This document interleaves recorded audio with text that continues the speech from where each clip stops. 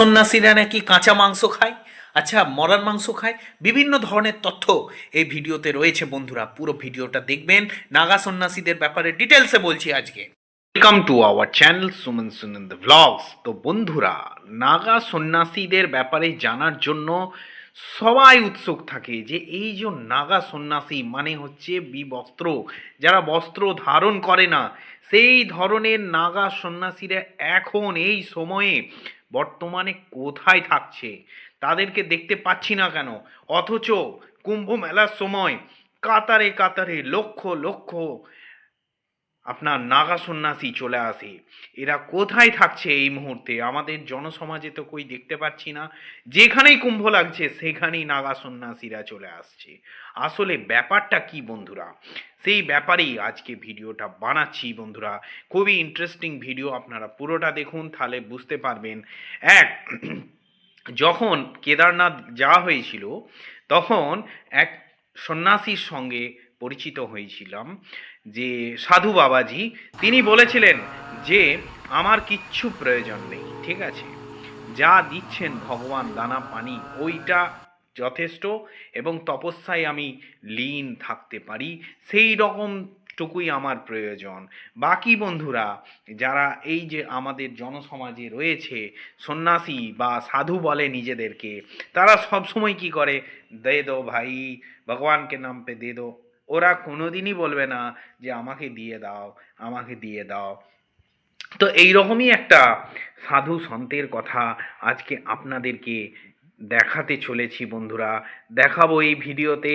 আপনারা দেখুন যে কিভাবে নাগা সন্ন্যাসীরা তাদের তপস্যার জীবন, একটা বরফিলা এরিয়া মানে পুরো বরফে ঢাকা, বুঝতে পারছেন, লাদাখ লের মতো পুরো চাদরে মোড়া বরফ, বরফে মোড়া চাদর, কি পরিস্থিতি, -0 ডিগ্রি থেকেও কম, সেই পরিস্থিতির মধ্যে নাগা সন্ন্যাসীরা নিজেদের তপস্যাতে লীন আছে, তপস্যাকে এগিয়ে নিয়ে চলেছে। এটা কি কম?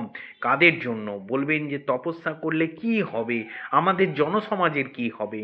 তপস্যার দ্বারা একটা শক্তি প্রাপ্তি হয়। আপনি মন্দিরে যান, মন্দিরে তো ধূপবাতি আগরবাতি প্রদীপ আপনি হয়তো জ্বালালেন না, কেউ হয়তো অন্য কেউ জ্বালিয়ে দিয়ে গেল, তার থ্রু দিয়ে যে পরিবেশটা তৈরি হলো, ভাইব্রেশনটা তৈরি হলো, সেই ভাইব্রেশনের থ্রু দিয়ে আপনি কিন্তু মানে কি বলবো, একটা মন্দিরে প্রবেশ করতেই আপনি একটা সুন্দর অনুভূতি অনুভব করলেন। সেই রকমই ব্যাপার যে এই যে নাগা সন্ন্যাসীরা, তারা যে ভগবানের আরাধনা করছে, একটা ঊর্জা তৈরি হচ্ছে, সেই ঊর্জা কিন্তু পুরো পৃথিবী জুড়ে তার শক্তি ছড়িয়ে পড়ছে। সেই শক্তি কিন্তু সব মানব কল্যাণ করছে।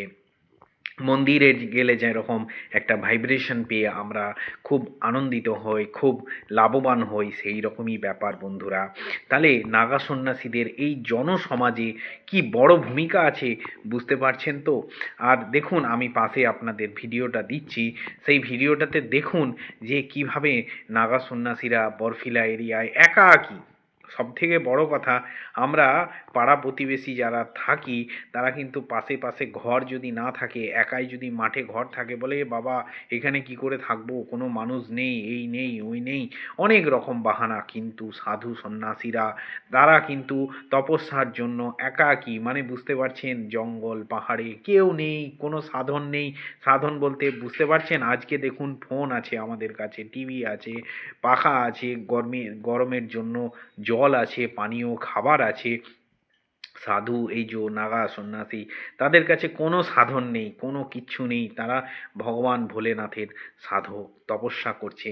এবার বিষয় হচ্ছে, নাগা সন্ন্যাসী তো অনেক রকম হয়, আপনারা জানেন, মহিলা নাগা সন্ন্যাসীও আছে, পুরুষ নাগা সন্ন্যাসীও আছে, ঠিক আছে, কিন্তু এদের তপস্যার মার্গ কিন্তু আলাদা।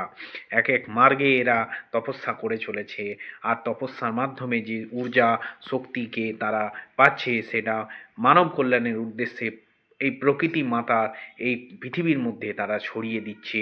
যেরকম ধূপবাতির গন্ধ আটকে রাখা যায় না, সেরকম শারীরিক ঊর্জা থেকে যে শক্তি ভগবানের প্রদত্ত পাওয়া যাচ্ছে, সেটা কিন্তু পুরো পৃথিবী জুড়ে ব্যাপ্ত হচ্ছে। তার জন্য কিন্তু অনেক সময় অনেক মানুষ অনেক মিরাকেল দেখতে পাই যে ভাই আমি এই কাজটা তো করিনি, আমি এই জিনিসটা বুঝতে পারলাম না। হ্যাঁ, পাশ দিয়ে একটা গাড়ি চলে গেল, আপনার টাচই করলো না, আপনি পড়ে গেলেন, হয়তো কিছুই হলো না, বলবে যে ভগবান যেন মনে হলো কোলে নিয়ে নিল।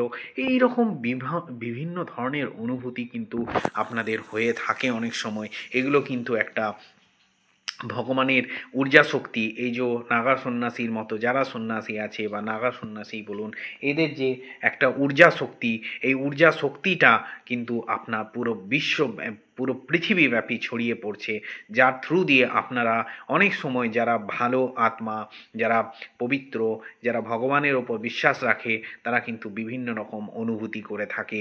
ঠিক আছে, ভগবান তো ডাইরেক্ট কাউকে অনুভূতি করায় না, কারুর দ্বারা অনুভূতি করায়। সেই জন্য তো আমরা মন্দিরে যাই, যারা অন্য ধর্মের লোক আছে কেউ মসজিদে যায়, কেউ গির্জায় যায়। কেন যায়? হ্যাঁ, ভগবান ডাইরেক্ট না, মাধ্যম দ্বারা করে। যেমন ধরুন আপনার বাড়িতে ইলেকট্রিক আসে, সেটা কিন্তু ট্রান্সফরমার মাধ্যমে আপনার মেন সুইচে আসে, তার মাধ্যমে আপনার ইলেকট্রিক তারগুলোতে সাপ্লাই হয়ে থাকে। তাহলে বুঝতে পারছেন যে কিভাবে আমরা শক্তিগুলো পেয়ে থাকি। সেই জন্যই অনেকে গুরু করেন, গুরুর কাছে যান, যাতে গুরুর মাধ্যমে আমরা তার আশীর্বাদ লাভ করতে পারি। তাহলে এই যে ব্যাপারগুলো অনেক জটিল ব্যাপার হলেও একটা সহজভাবে ভাবলে এটা কিন্তু একটা সহজ ব্যাপারও হতে পারে বন্ধুরা। তাহলে এই যে এই নাগা সন্ন্যাসীরা কিন্তু বরফ, দুর্গম পাহাড়ি এলাকা, মানে যেখানে মানুষ পৌঁছানো খুবই দুষ্কর, ঠিক আছে, সেইখানে কিন্তু এরা তপস্যায় লীন থাকে। এদের ধুনি রামায় মানে যজ্ঞ কুণ্ড জাগায়, এবং এরা মানুষের কাছে কিছু চায় না। মানুষই এদের হয়তো ভালোবেসে কিছু দিয়ে থাকেন মানুষের সাধ্য অনুসারে। এরা ভগবানের সেবা কাজের জন্য, তো মানুষ যে তার এই সন্ন্যাসীদেরকে দিচ্ছেন। তবে একটা কথা মাথায় রাখতে হবে, বর্তমান সময়ে কিন্তু নাগা সন্ন্যাসীর রূপে অনেক ভণ্ড সন্ন্যাসীরাও আছেন, যারা কিন্তু এই ধরনের ব্যাপারগুলো দেখাচ্ছেন। কিন্তু প্রকৃত যিনি নাগা সাধু হবেন, তিনি কিন্তু কারো কাছ থেকে কিচ্ছু চাইবেন না। এটা কিন্তু তারাই বলেন যে ভগবান আমাকে যা দিচ্ছেন দানা পানি, তার মাধ্যমেই আমি বেঁচে আছি। আমার কি দরকার আছে অন্যর থেকে কিছু প্রাপ্তি করার বা অন্যর থেকে কিছু নেওয়ার? তাহলে বুঝতে পারছেন তো যে তারা কতটাই সৎ। মানে তারা বুঝে গেছে যে শরীরের জন্য যেটুকু প্রয়োজন সেটুকু তো ভগবান দিয়ে দিয়েছে, আবার কেন অন্যের কাছে কিছু চাইতে যাব? তাহলে কতটাই তারা স্যাক্রিফাইস করছে, কতটাই তারা মানে একদম নিঃস্বার্থভাবে চলছে। কিন্তু বর্তমান সময়ে অনেক সন্ন্যাসীরা আছে, দেখবেন মানে কীরকমভাবে চলছে, বলছে টাকা দাও না হলে পুজো হবে না, তা এই করলে না হলে এই করব না, এই মানে চাওয়া পাওয়ার তাদের শেষ নাই। কিন্তু নাগা সন্ন্যাসীদের বিষয়ে বলতে গেলে বন্ধুরা অনেক বড় একটা ভিডিও হয়ে যাবে, কিন্তু আপনাদেরকে একটা ছোট্ট ভিডিওর মাধ্যমে যতটুকু ভালোভাবে সম্ভব সেইটা এই ভিডিওতে আপনাদেরকে বললাম। আপনাদের যদি ভালো লেগে থাকে ভিডিওটা, তাহলে কি করবেন, বন্ধু বান্ধব আত্মীয় স্বজনের মধ্যে শেয়ার করে দেবেন। আর অবশ্যই চ্যানেলটায় নতুন হলে চ্যানেলটাকে সাবস্ক্রাইব করে রাখবেন, কেন এই ধরনের ভিডিওই আমি বানাতে থাকি।